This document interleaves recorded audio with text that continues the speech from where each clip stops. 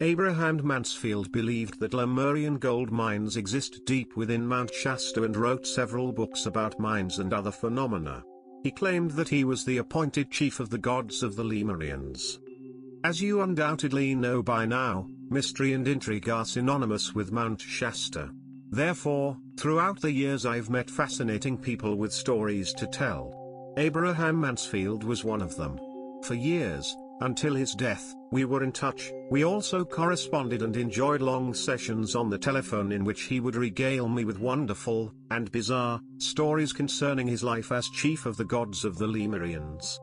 Mansfield was a colorful character and I liked him. He had been around, a lot, and he'd had many fascinating experiences. Then he began recording them in books. The following is from his book entitled, The Golden Goddess of the Lemurians, and he gave me permission to quote from it. But first, let me set the scene. The year was 1931. Mansfield tells of the experiences of his friend, not named in the book for personal reasons, who had lost his way on the northeast side of Mount Shasta while following a wounded deer. He finally found the dead buck, but he had become completely lost and had wandered around until he was exhausted. Quoting from Mansfield's book, about 3:30 a.m. he heard someone saying, "Why don't you come with me?" My friend looked up and to his surprise there stood a being 7 feet tall who said, "I am a Lemurian. What are you doing here?" The author then divulges the experiences of his friend, who was taken voluntarily to a palace and gardens beneath Mount Shasta. His friend and the Lemurian kept going down, down, down, and finally the Lemurian said, "We are here in the shaft of gold and it is only a little farther to my cave, which is lined with gold. You can sleep on my slab of gold. You will not need blankets because the slab was heated chemically thousands of years ago and never loses its constant heat. It is similar to the sun." The golden pillow was placed under the man's head and he was told, "Think of what time you would prefer to awaken and you will, as the pillow is a mental thought pillow, radiated, so you will become acquainted with mental seance, like the other Lemurians of the living dead beings." The man was also told, according to Mansfield, that there were a series of tunnels and shafts, or flues, left by the volcanoes which were connected together under the earth like highways, like a world within a world, and the shafts went several hundred miles in any direction. As for the brightness in that underworld, he was told that the walls were painted with a liquid sunshine and were as bright in all the caverns as though the sun itself were shining through. One shaft, he was told, led to the ocean and was near the wilds of Del Norte County, 90 miles to the west, near a monastery that was built to train religious Lemurians, and that this shaft, lined with gold, was accessible from the outside. "I saw," the man told Mansfield later, "plates and gold-lined shafts, and tables and chairs unbelievably monstrous in size. Then I asked the Lemurian about the beings. He said they had gone to the center of the earth, to a far better world than that which existed near the surface in the volcanic caverns, and that he would take me there if I wished." The bewildered man, however, decided to return to the surface, mostly to see if he were, indeed, still alive.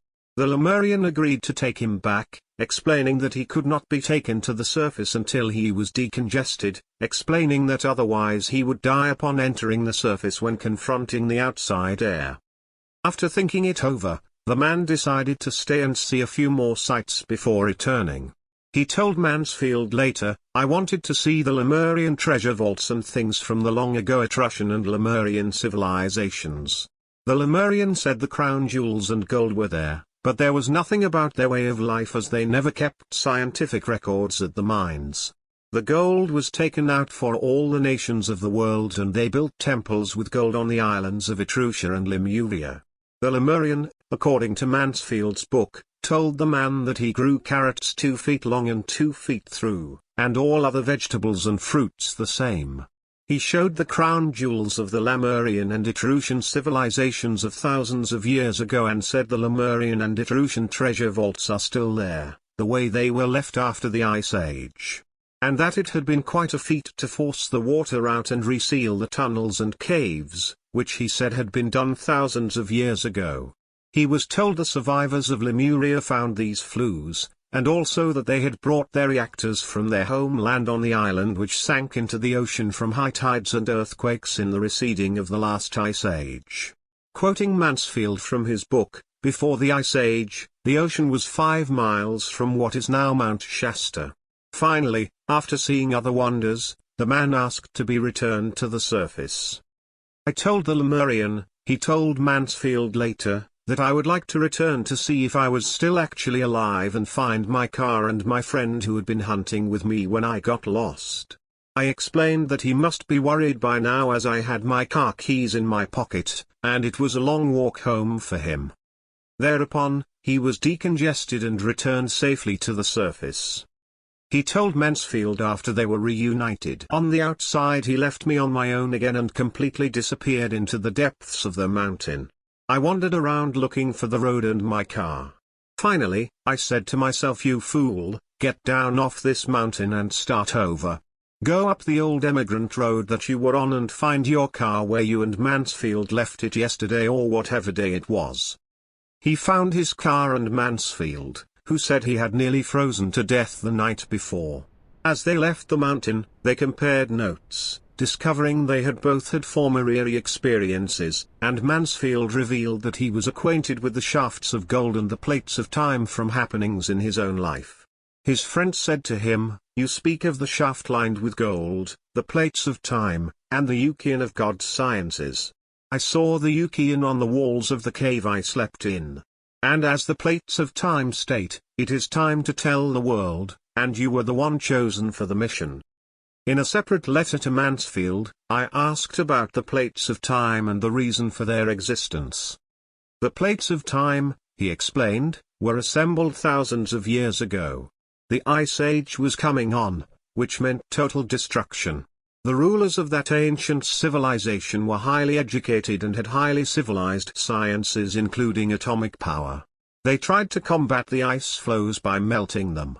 They blew deep holes in the earth, the more melting, the more water, earthquakes, and volcanic action.